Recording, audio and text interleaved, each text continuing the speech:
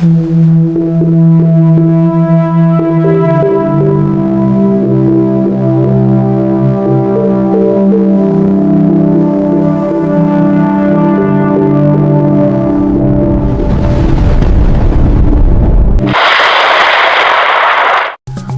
araw po sa inyong lahat. Narito na po ang pinakalitis nating update sa magiging lagay ng panahon ngayong araw ng Huwebes, ika-25 ng Hunyo, taong 2026. Base nga po sa ating pinaka-satellite image, ang bagyong ating minimonitor sa may silang bahagi ng ating bansa na may local name na Bagyong Francisco ay huling namataan sa layong 315 km hilagang silangan ng Itbayat, Batanes, kung saan nga po taglayan nga po nito ang lakas na hangin na maabot sa 120 km per hour malapit sa sentro, samantalang may pabugso naman ito na umaabot sa 150 km per hour habang kumikilos pahilaga ng mabagal. At base nga po sa ating pinaka-latest track sa Bagyong Francisco, makikita nga po natin pagsapit ngayong umaga ng 8 AM ay huling mamamataan sa layong 460 km hilagang silangan ng Itbayat, Batanes, kung saan bagya nga po itong babagal. Kung saan nga po bagya nga po itong hihina, at inaasa natin na posible na nga lang po itong maging severe tropical storm na may taglay na lakas na hangin na maabot sa 110 km per hour habang kumikilos pahilagang silangan sa bilis na 15 km per hour. At inaasahan nga po natin mamayang hapon or gabi ay posible na nga po itong lumabas ng ating Philippine Area of Responsibility, at inaasahan natin huling mamamataan sa layong 675 hilagang silangan ng Itbayat, Batanes, at nasa labas na nga po ito ng ating Philippine Area of Responsibility, at inaasahan pa natin na masihina pa nga po ito into severe tropical storm category na may lakas lang na hangin na umabot sa 100 km per hour at kumikilos pahilagang silangan pa rin sa bilis na 20 km per hour habang palabas na nga po ito ng ating Philippine Area of Responsibility, siya naman pagbilis ng kanyang pagkilos. At inaasahan nga po natin bukas ng umaga ay nasa layong 885 km northeast of extreme northern Luzon, kung saan nga po bagya na nga po itong malayo ng ating Philippine Area of Responsibility at manatili pa rin sa severe tropical storm category hanggang gabi ng June 26, at nasa layong 1,175 kilometers northeast of extreme northern Luzon, kung saan bagya pang kung hina ang taglay nitong lakas na hangin na may lakas lang na hangin na inaasahan na umaabot sa 95 km per hour, kung saan manatili pa rin sa severe tropical storm category habang kumikilos pahilagang silangan sa bilis na 25 km per hour, kung saan mas mabilis na nga po ang kanyang pag-alis ng ating Philippine Area of Responsibility. At dahil nga po sa Bagyong Francisco, meron pa rin po tayong nakataas na wind signal number 1 sa lugar ng Batanes. Ngunit inasahan nga po natin pagsapit ngayong umaga ng 8 AM ay posible na nga po itong alisin dahil nga po malayo na nga po ito ng ating bansa, o papalayo na po ng ating bansa ang Bagyong Francisco, kung saan nga rin dahil sa inaasahan nga po natin ng mga maulap na papurin at sinasama ng mga pag-ulan, meron pa rin po tayo nakataas na weather advisory or babala sa mga malakas na mga pag-ulan na maaari pa rin magdulot ng mga pagba sa mababang lugar at pagguho naman ng lupa sa mga bundok na lugar. Sa lugar po yan ng Batanes, Zambales, Bataan, including Babuyang Group of Islands, Occidental Mindoro, Antique, Palawan, ay inaasahan po natin posible pang makaranas ng mga pag-ulan na umaabot sa 50 to 100 mm na mga pag-ulan na maaari pa rin magdulot ng mga pagbaha at pagguho ng lupa. Kaya naman lubos pa rin po natin pinag-iingat at pinag-aanda ang ating mga kababayan sa mga epekto pa rin ng hanging habagat at ng bagyong ating minimonitor na siyang nagpapalakas ng hanging habagat sa may kanlurang bahagi ng ating bansa. Samantala, bukod nga po rito sa bagyong ating minimonitor sa may loob ng ating bansa or Philippine Area of Responsibility,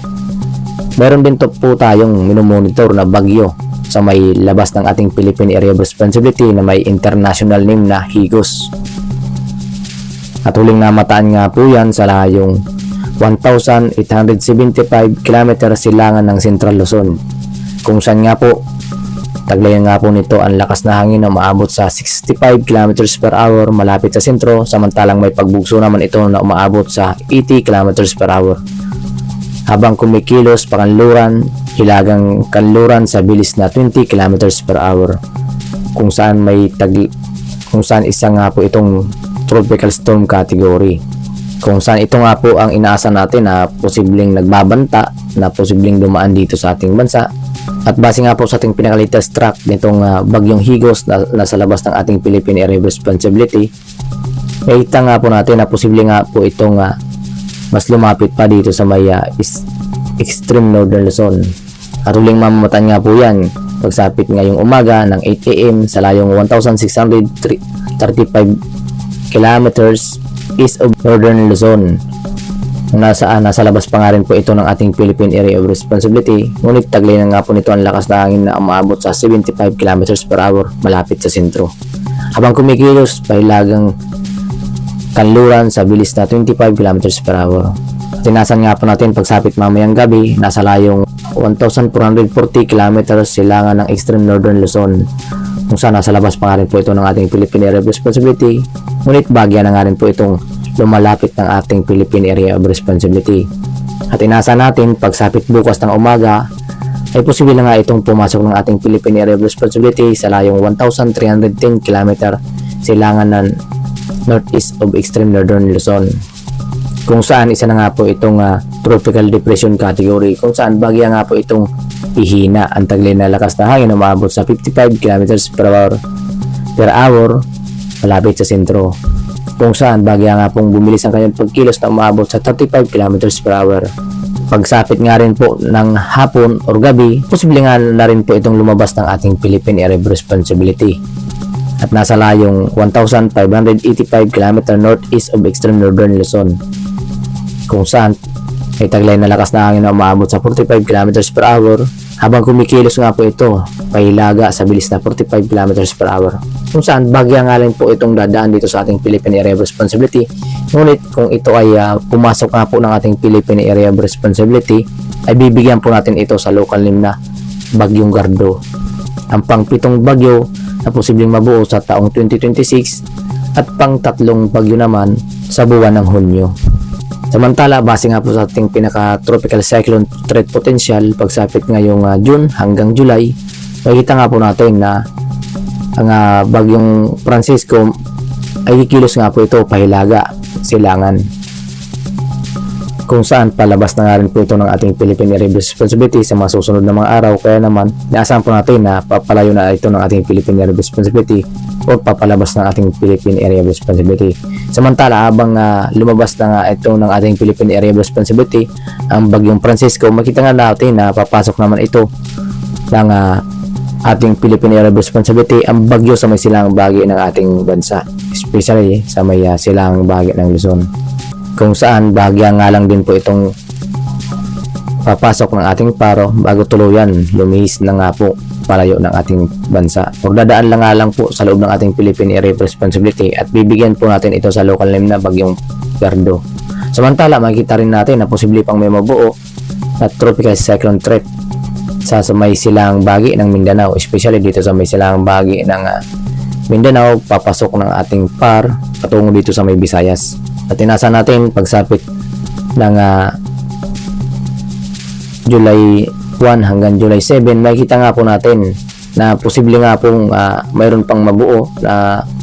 posibleng dito sa labas ng ating PAR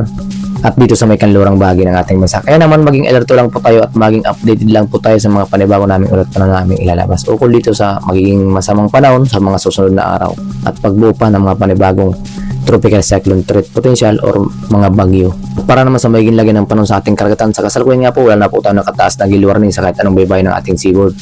Ngunit magiging maalon pa rin ang ating karagatan dito sa may area ng Batanes, Babuyang Group of Islands, including Cagayan Valley region. Nadulot nga po nitong bagyong Francisco na inaasa natin na lalabas na nga rin din po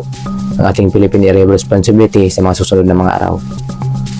kung saan sa kasalukuyan sa malabing bahagi ng ating seaboard, mayroon po tayong inasa na slight to moderate ang mga pag-alok. Kaya naman malaya pa rin makapaglalayag ang ating mga kababayan sa mga labing bahagi ng ating bansa. Ngunit